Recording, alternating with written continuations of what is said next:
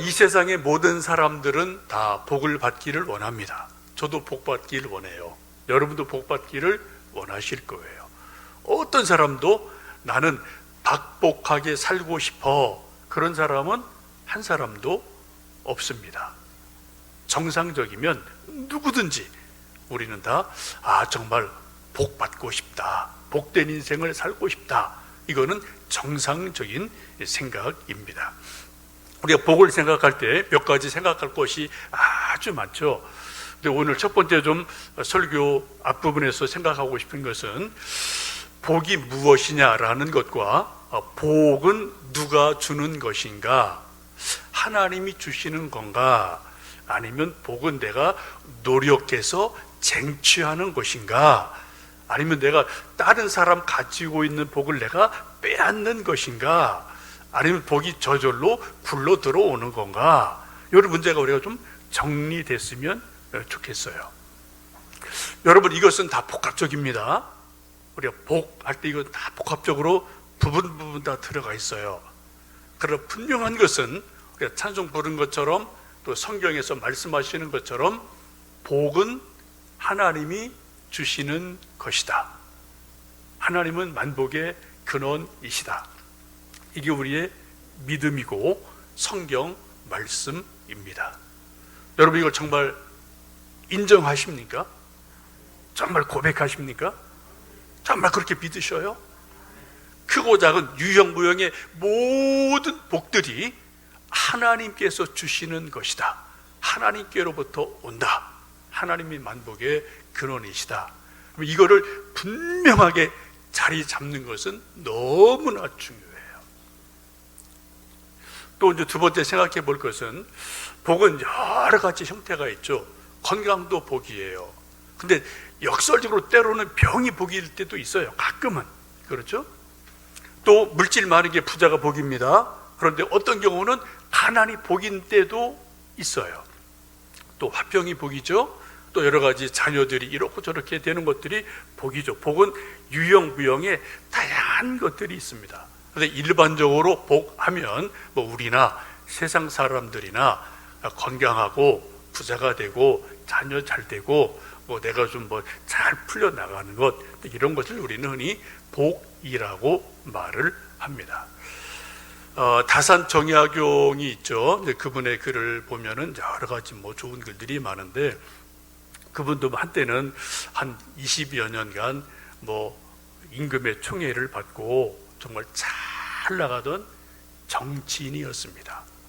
그러다 또 귀향을 18년 하고 곤두박질을 치고 이런저런 일을 경험을 하죠. 그분은 복을 두 가지로 말해요. 다산 정약용은 하나는 청복이 있다, 또 하나는 열복이라는 게 있다. 청복이 뭐냐? 청복은 그냥 소박하게 농사 지으면서 가족과 오손도손 살면서 그냥 또 이웃과 화목하게 살면서 그냥 조용하게 평안하게 사는 것이 청복이다 라고 말을 해요. 열복은 뭐냐?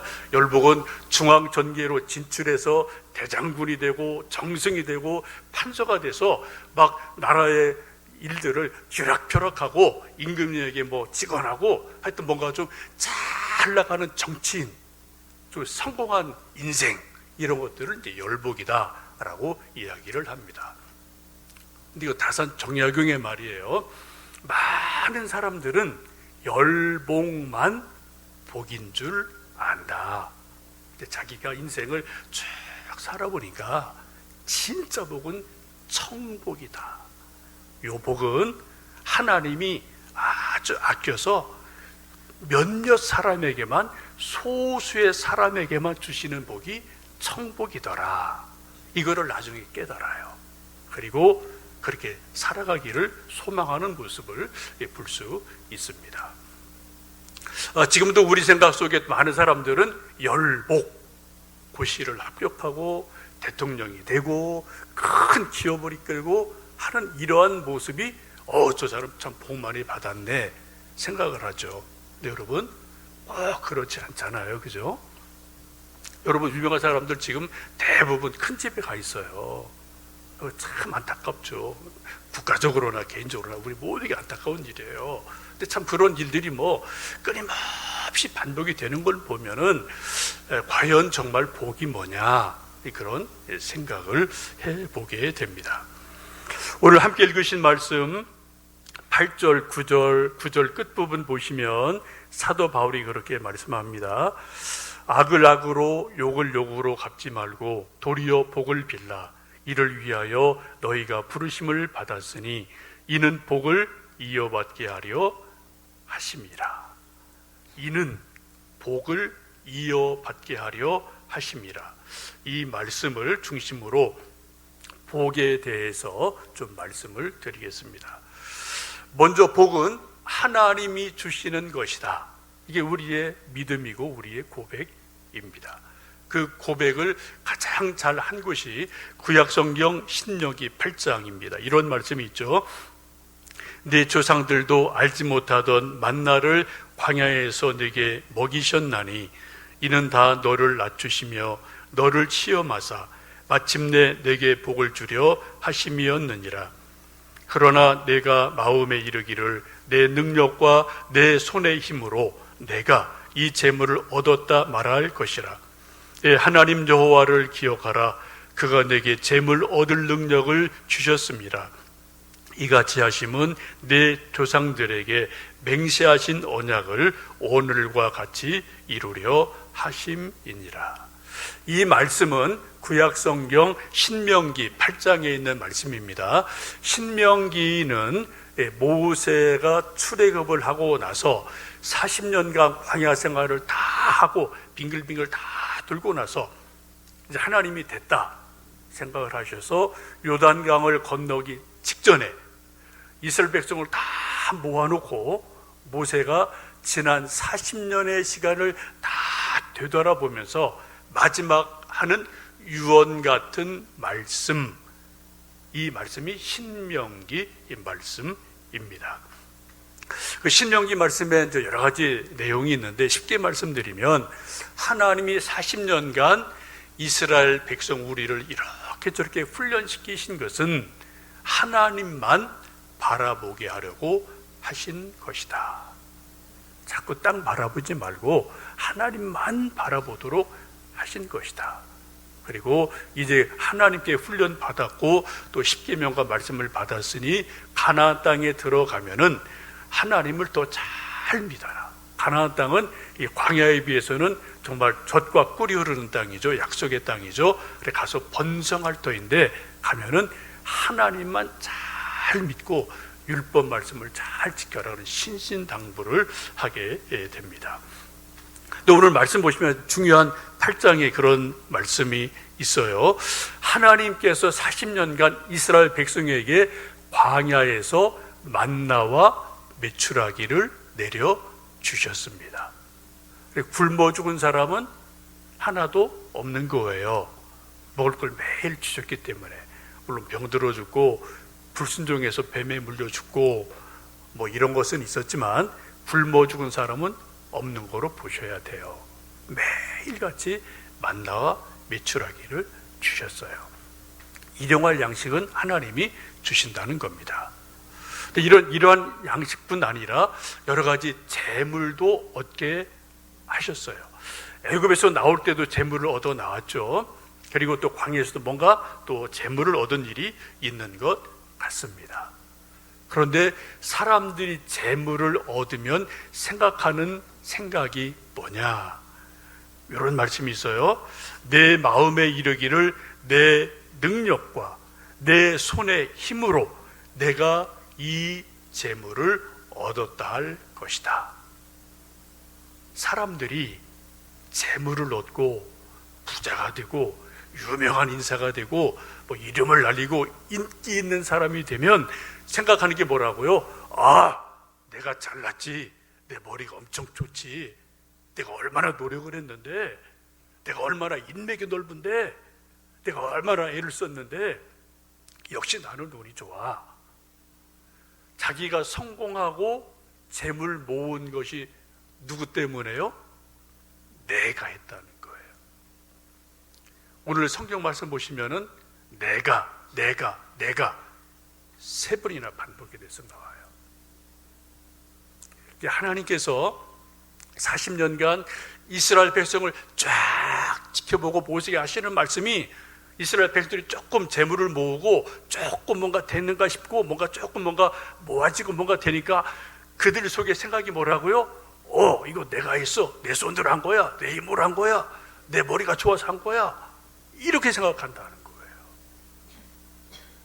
여러분, 참 기가 막히는 말씀 아닙니까?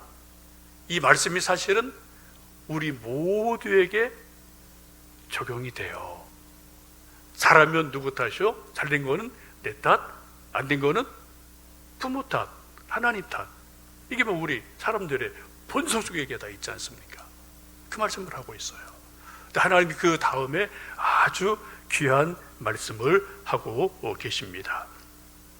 그런데 여호와를 그렇게 할 때 내 여호와를 기억하라. 그가 내게 재물 얻을 능력을 주셨음이라 라고 말씀하세요. 재물 얻는 건 분명히 내가 노력해서 얻은 겁니다. 내가 연구하고 공부해서 땀 흘려서 얻은 거예요. 그런데 하나님 뭐라고 말씀하세요? 재물 얻을 능력을 하나님이 너에게 주셨다라고 말씀을 하세요. 하나님이 근본적으로 복을 주시지 않으면 이 세상에 어느 누구도 크든 적든 복을 얻을 수 없다라고 말씀하세요. 뭐예요? 만복의 근원은 하나님이시다라고 성경은 분명히 말씀을 합니다. 여러분, 다시 한번 질문 드립니다.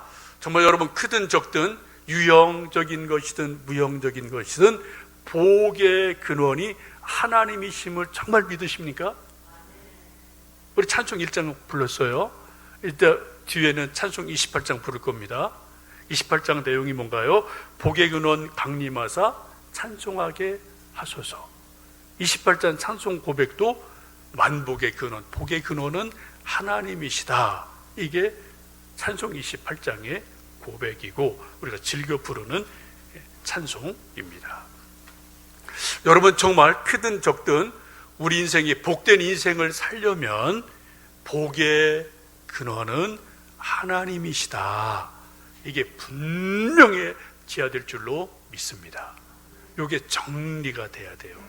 가장 중요한 첫 부분이 정리가 돼야 돼요. 그래서 그 다음이 이렇게든 저렇게든 풀려 나가게 될 줄로 믿습니다. 지금 모세가 하는 말씀은 만복의 근원은 하나님이신데 우리 모두에게 재물 얻을 능력을 나름대로 주셨다는 거죠. 여러분, 재물 얻는 능력은 사람마다 다 다릅니다. 어떤 사람은 농사를 져서 재물을 얻어요. 어떤 사람은 공부를 열심히 해서 코시패스를 해서 재물을 얻어요. 어떤 사람은 IT를 막 개발을 해서 재물을 얻어요. 어떤 사람은 노래를 잘해서 재물을 얻어요. 연예인들 요즘 보니까 여러분 이명웅인가요? 1년 만에 강남에 빌딩 샀더라고요. 미스트로 나오더니 1년 만에. 노래 하나 때문에 1년 만에 빌딩 한 채가 딱 생긴단 말이에요. 어떤 사람 그림 하나 그려갖고 이게 몇십억, 몇백억 할 때가 있잖아요. 그림 하나로도 또 여러분 재물을 얻어요. 어떤 사람은 근실하게 또 저축해서 재물을 얻어요. 이것은 수십, 수백 가지 일들이 다양하게 있거든요. 이것은 사람마다 주신 달란트가 다르고 재능이 다르기 때문에 내게 주신 달란트가 뭐냐, 재능이 뭐냐, 이것을 잘 알아서 그걸 극대화시키는 게 우리가 재물 얻는 좋은 방법일 겁니다. 그래서 우리가 자녀들에게 이것도 공부시키고 이것도 공부해라, 이것도 해봐라 많이 시켜보잖아요. 태권도 시키고 피아노 치게 하고 그림 그리게 하고 노래도 해보고 공부도 시켜보고. 그래서 제일 잘하는 거 그거 이제 가도록 길을 열어주는 게 우리 또 자녀들을 기르는데 중요한 교육 아니겠습니까? 어쨌든 하나님 우리에게 재물 얻을 능력을 주셨고 그 재물 얻을 능력을 발견하고 극대화시켜서 재물을 얻는 것은 이건 우리의 몫이에요. 그러나 근본적으로 복을 주시는 분은 하나님이시다. 그래서 어떻게 해요? 재물 얻고 복 받았을 때 여호와 하나님을 절대 잊지 마라. 오히려 복받고 재물이 많으면 많을수록 하나님을 더 잘 섬겨야 된다라고 지금 모세가 신명기에서 신신당부를 하고 있습니다. 다시 이제 베드로전서로 좀 돌아오시면은 8절에 그렇게 말씀을 하죠. 마지막으로 말하노니 너희가 다 마음을 같이하여 동정하며 형제를 사랑하며 불쌍히 여기며 겸손하라 라고 말씀합니다. 조금 이제 구체적인 말씀을 사도 베드로는 하고 있죠. 우리가 복을 계속 이어받고 계속 이어가려면은 사람들 관계 속에서 어떻게 해요? 마음을 같이 해서 동정할 사람을 동정하고 형제를 사랑하고 서로 불쌍히 여겨주고 그리고 서로 겸손해라 라고 말씀해요. 한마디로 인간관계 잘 하라는 겁니다. 우리가 아무리 많은 복이 있어도 여러분 인간관계 잘못하면은 복을 빼앗길 때가 많아요. 여러분 수많은 이제 언론에 오르내린 사람들 나름대로 훌륭하지만 한편에서 보면은 인간관계가 껄끄러운 게 있었다는 거잖아요. 그게 원수가 있는 거예요. 원수가 한둘이 있으면 여러분 이거 정말 인생에 피곤한 겁니다. 친구 아무리 많아도 죽기 살기로 달려드는 원수 한둘 있으면 여러분 인생 정말 힘들어요.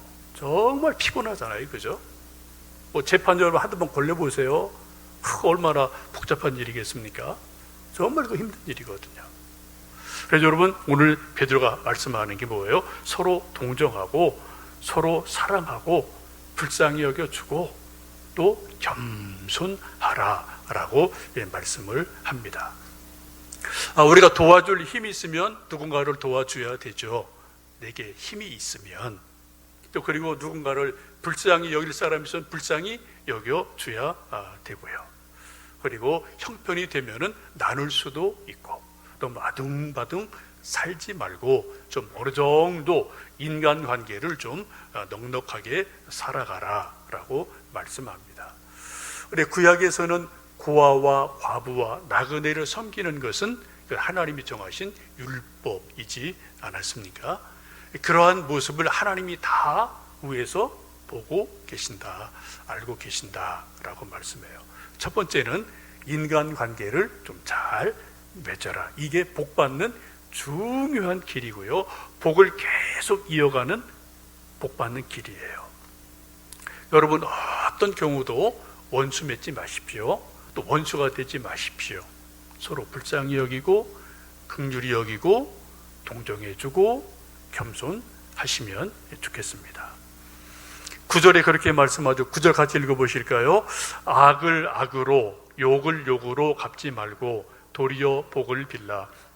이를 위하여 너희가 부르심을 받았으니 이는 복을 이어받게 하려 하심이라.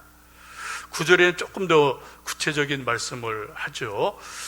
여러분 악을 악으로 갚지 말고 욕을 욕으로 갚지 말라라고 말씀하셔요. 그럼 어떻게 해요? 그럼 복이 계속 이어져 갈 것이다 라고 말씀을 합니다. 여러분 어떻게 생각하십니까? 우리 사람들은 다 나름대로 복이 크든 적든 유형비형의 복이 다 여러분 다 나름대로 있으셔요. 또 그동안 또 많은 복을 누리고 쌓기도 했고 또 잃기도 하고 인생이 그런 거죠.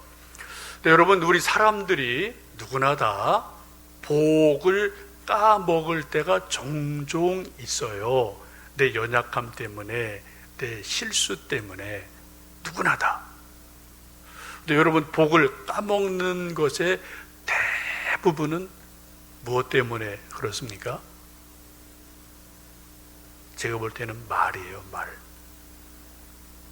말 잘못해서 복 까먹는 경우가 제가 볼 때는 80~90%입니다. 보증 서주는 것도 말하는 거죠. 그죠? 그때는 말 안 해야 돼요. 그냥 가만히 있어야 돼요. 또 여러분 누군가를 욕하거나 누군가를 모해하거나 또 누군가의 어떤 모해를 내가 받거나 이게 다 이게 말들이에요. 시골에서 농사 지으면 이제 이렇게 추수할 때 키질을 합니다. 키질을 하면은 이렇게 키질을 하면은 껍데기는 이렇게 가벼우니까 쭉쭉 바깥으로 나가고 알고 안에 있어서 이렇게 좀 모으잖아요. 사람들이 혀로 말로 말질 키질할 때가 참 많아요. 안 해도 될 말, 내가 굳이 안 해도 될 말을 여기저기서 가볍게 쉽게 때로는 농담 삼아서 때로는 누군가가 조금 미워서 이 말 저 말할 때 우리가 참 많아요. 여러분 그때 뭐가 나간다고요? 그때 우리 속에 있는 복이 나간다 그 생각을 하시면 돼요. 우리 성경 말씀합니다. 악을 악으로 갚지 마라. 욕을 욕으로 갚지 마라. 우리 사람들은 누가 나를 욕했다. 그럼 우리 본성이 다 그래요. 뭐 저나 여러분 누가 나한테 한마디 욕했다. 그럼 나는 몇 마디 해줘야 돼요? 2마디, 3마디 해줘야 되죠. 그래서 속이 안 풀려요. 10마디를 해줘야지 더 세게 욕을 해줘야지 그제 속이 좀 풀린다고요. 뭐 저도 마찬가지예요. 여러분도 마찬가지예요. 또 누가 나한테 한 대 때렸다, 악을 했다. 그럼 나는 어떻게 해요? 이게 난 2배, 3배 갚아줘야지 겨우 분이 풀려요. 한 10배는 악을 갚아줘야지 좀 속이 시원하지 않습니까? 우리 인간이 다 그런 존재죠. 근데 사도 베드로는 악을 악으로 갚지 마라. 욕을 욕으로 갚지 마라. 오히려 그들 위해서 복을 빌어 줘라. 그러면 복이 너희에게 계속 이어질 것이다 라고 말씀을 합니다. 여러분 설화라는 게 있습니다. 설화, 혀설이죠. 혀 때문에 화를 입어서 목 날아간 사람이 참 많아요. 옛날 왕조시대 보면은 왕 앞에서 안 해도 될 말, 불필요한 말 한마디에다가 목이 댕겅댕겅 날아간 사람들 참 많습니다. 지금 역시 마찬가지예요. 뭐 댓글, 악성, 또 악플, 이런 것들이 많고요. 또 전 누군지 모르겠는데 가끔 그러잖아요. 정말 악의적으로 누군가가 아닌데도 그런 팩트가 없는데 자꾸 그냥 막 악플 달아서 막 사람 곤란하게 하고 때로 연예인 죽기도 하고 이런 일들이 있는데 옛날에 그냥 넘어갔는데 요즘은 이제 조금 이제 사람들의 생각이 바뀌어서 그런 것들은 딱 또 이제 고소를 하잖아요. 그죠? 그래서 수사하고 또 아이고 이제 안 그럴게요. 용서해 주세요. 얄짤 없습니다. 하고 딱 또 이제 하여튼 이제 고소하는 일들이 있는데 그건 좋은 것 같아요. 여러분 정치인들도 말 보세요. 계속 누가 한마디 하면 그냥 말꼬리 잡고 저는 참 답답해요. 정치의 계절이 왔는데 저는 또 우리나라 여야 누가 대통령일지 우리가 정말 아무도 모르죠. 지금 상황에서는. 근데 정말 바라는 것은 과거는 간단하게 정리하고 앞으로 4차 산업이니 5차 산업이니 6차 산업이니 5G니 6G니 막 이렇게 말하는데 AI니 메타버스니 막 이런 걸 말하는데 그런 걸 지금 말을 해도 지금 우리가 따라가기 헉헉거리는 판인데 자꾸 그냥 옛날 거 가지고 말꼬리 잡고 이러는 걸 보면 정말 이제 국민의 한 사람으로 정말 답답하죠. 누가 대통령이 되든 과거는 정말 좀 간단하게 정리하고 그죠? 앞으로 좀 나가는 쪽으로 좀 말들을 하고 비전을 좀 제시해 주면 좋지 않겠나 생각을 합니다. 오늘 사도 베드로는 말씀하기를 정말 복을 이어받으려면 어떻게 해요? 악을 악으로 갚지 마라. 욕을 욕으로 갚지 마라. 오히려 그런 일이 있을 때도 어떻게 해요? 힘들지만 오히려 그들에게 복을 빌어줘라. 이를 위하여 너희가 부르심을 받지 않았느냐라고 말씀하시면서 그렇게 하면은 복이 계속 이어져 갈 것이다 라고 말씀을 합니다. 10절에서 11절, 12절 말씀은 이게 이제 다윗의 시편 34편을 베드로가 재인용한 말씀입니다. 10절도 같은 말씀이에요. 그러므로 생명을 사랑하고 좋은 날 보기를 원하는 자는 혀를 금하여 악한 말을 그치며 그 입술로 거짓을 말하지 말고 악에서 떠나 선을 행하라 라고 말씀을 합니다. 지금 다윗도 똑같은 말을 하고 있어요. 혀를 조심해서 악에서 떠나서 선한 것을 말하라 라고 말씀하고 있습니다. 여러분, 베드로도 설화를 입었던 사람입니다. 말 때문에 칭찬도 엄청 받았고 또 말 실수 때문에 평생 고통당한 사람이에요. 예수님께서 너희는 나를 누구라 하느냐 라고 말씀하실 때 베드로가 말로 한 거죠. 주는 그리스도시요 살아계신 하나님의 아들이십니다. 이 한마디 때문에 예수님 너무 기쁘셔서 너는 이제 베드로다, 반석이다, 내 믿음 위에 내가 내 교회를 세운다, 천국 열쇠를 내게 주마. 정말 어마어마한 칭찬을 받았어요. 말 한마디 때문에. 근데 조금 시간이 지나서 예수님 잡히시는 날 밤에 계집종에게 3번이나 나는 저 사람 몰라요, 나 저 예수 몰라요 라고 3번 예수님을 부인하면서 말이죠. 설화예요. 이것 때문에 평생 동안 마음속에 주님을 향한 죄송한 마음, 고통스러운 아픈 마음을 가지고 살지 않았겠습니까? 그래 결국은 십자가 죽을 때도 거꾸로 달려서 죽는 그런 이야기를 우리가 알고 있지 않습니까? 여러분, 오늘 사도 베드로는 말씀하고 또 다윗도 말씀하기를 우리가 사람들 관계 속에서 복을 잘 받으려면 악을 악으로 갚지 마라, 욕을 욕으로 갚지 마라. 이것도 우리의 몫이에요. 복을 주신 분은 하나님이십니다. 또 우리 각자에게는 재물을 얻을 능력을 이렇게 다양하게 재주를 주셨어요. 그거 가지고 우리가 재물 얻고 부를 얻으면 돼요. 그건 우리의 몫이고 기도하고 노력해야 됩니다. 근데 그 주신 복들을 우리가 계속 잘 이어가려면 그 중에 제일 중요한 게 뭐냐? 악을 악으로 갚지 마십시오. 욕을 욕으로 갚지 마십시오. 오히려 누가 나를 악하게 대하고 욕할 때도 어떻게 해요? 오히려 그들에게 복을 빌어 주십시오. 그러면은 그 복이 계속 이어질 것입니다 라고 베드로는 말씀합니다. 이러한 복이 우리 모두에게, 우리 자녀들의 있기를 주님의 이름으로 축복합니다.